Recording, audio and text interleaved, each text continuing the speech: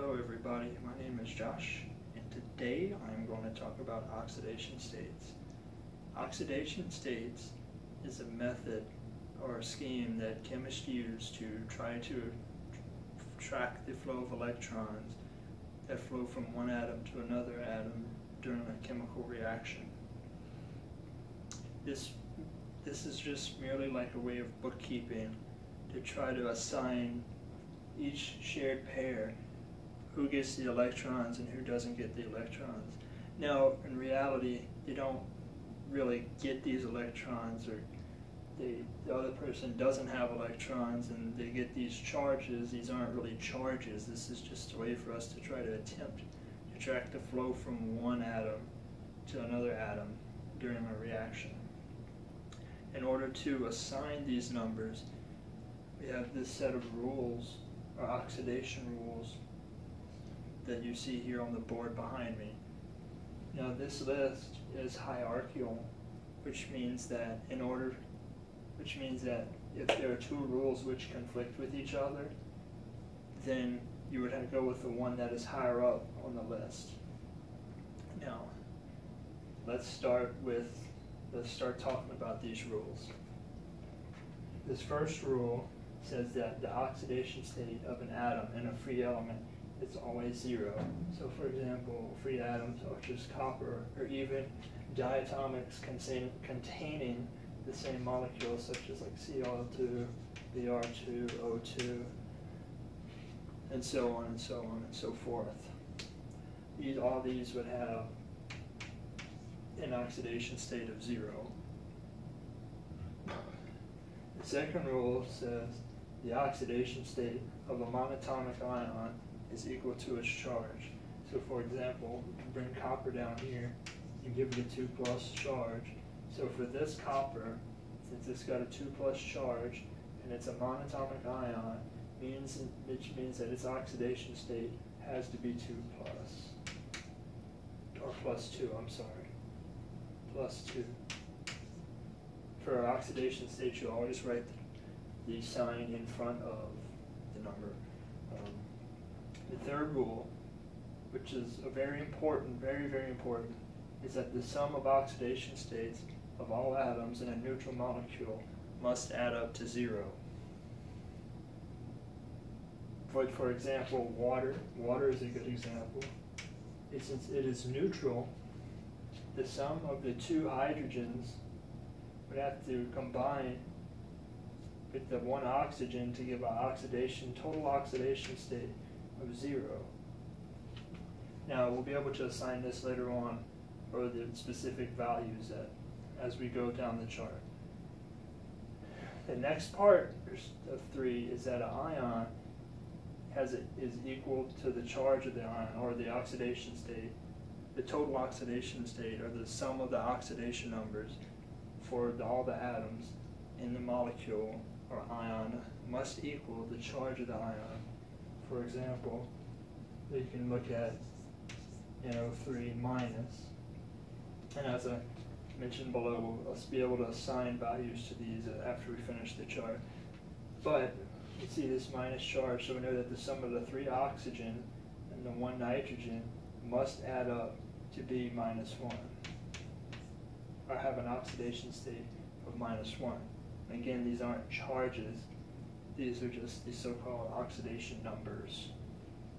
Now the fourth rule says that all 1A metals will have an oxidation state of 1+. Metals like lithium, sodium, potassium, so on and so forth. But in group 2A metals will always have an oxidation state of +2. And this is true for all of them, under every circumstance.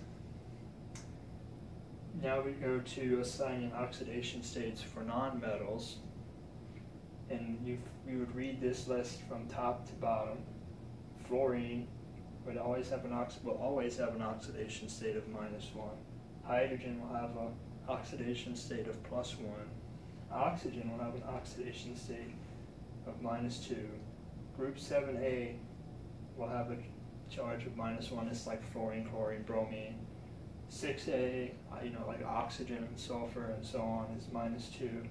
5A, which is nitrogen, phosphorus, and so on, will always have an oxidation state of, or oxidation number, sorry, of -3. So let's go back up and take a look at water. So for water, right, it's got two H's and one O. So we'll start by noting that at rule number 3, and we'll notice that this is a neutral molecule, so the sum of these 3 oxidation numbers must be equal to 0. So we look at it, and we go down, we see, okay, since hydrogen comes first, we label the hydrogen first. So you got +1 here, and +1 here. And then we see here that oxygen should have a charge of -2, and then we add these all up, -1, +1, +1, and -2, and sure enough, it comes out to be 0.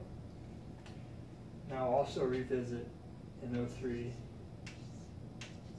minus, and we'll begin here also, and we'll note that this is an ion with a -1 charge, so the sum of all the oxidation numbers of the nitrogens and the 3 oxygens must be equal to -1, must be equal to -1.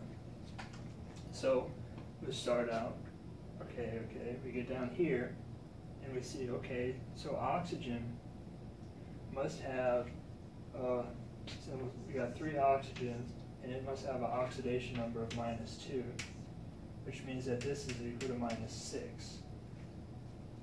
Now, if we would keep going down, and we would look, we would say, oh, nitrogen is a group 5A, so it has to be -3, right? But if the nitrogen is -3 plus this, then we get -9, and that in no way resembles this -1. So I'll get to a point, which is that rule number 3, this rule right here,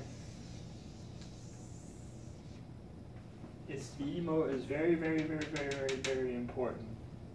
And this tells us that, and this follows the rule of hierarchy. So if we just read down here and wrote, oh, -3, we would get the wrong answer. So we would go, okay, the ion must be equal, or the sum of the oxidation numbers must be equal to this charge of -1. So we go, okay, this has -6. In order to get to -1, that means nitrogen must have an oxidation state of +5.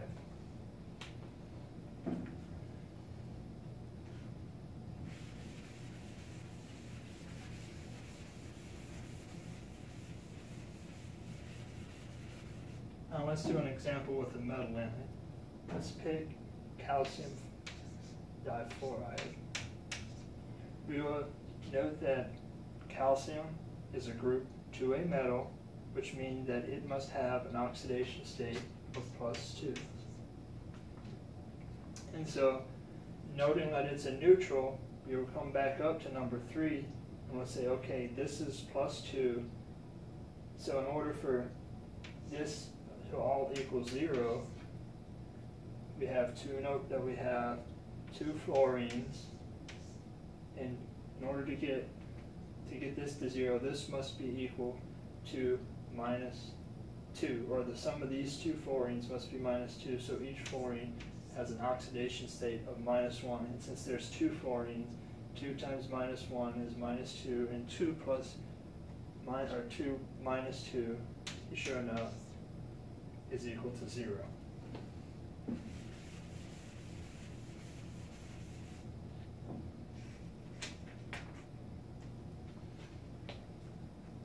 Now let's pick another example where I can demonstrate that you can't always just assign these numbers.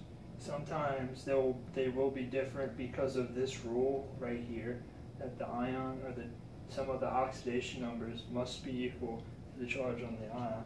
For example, if you give K2O2, we know that we start reading and note that it is a neutral, and that potassium is a group 1A metal. So it must have an oxidation state of +1. Okay, so there's 2 potassiums and 2 oxygens, meaning that in order for this to all equal 0, each oxygen must have a charge of -1, right? So this also shows the hierarchy. You have to follow the hierarchy of the rules because it is very, very, very, very, very important. And we can see that oxygen is not always -2.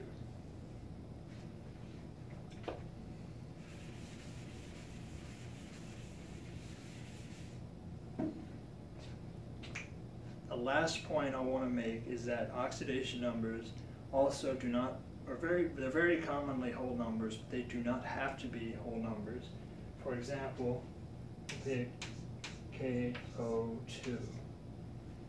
So we know that potassium has an oxidation number of +1 and that its charge is 0, so this must be equal to 0.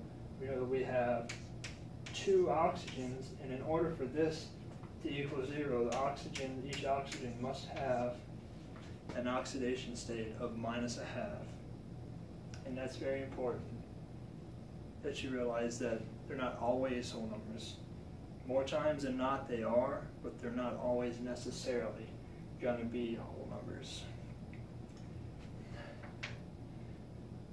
That's pretty much all I have to say on oxidation numbers, oxidation states. Hope you've enjoyed. Have a good day.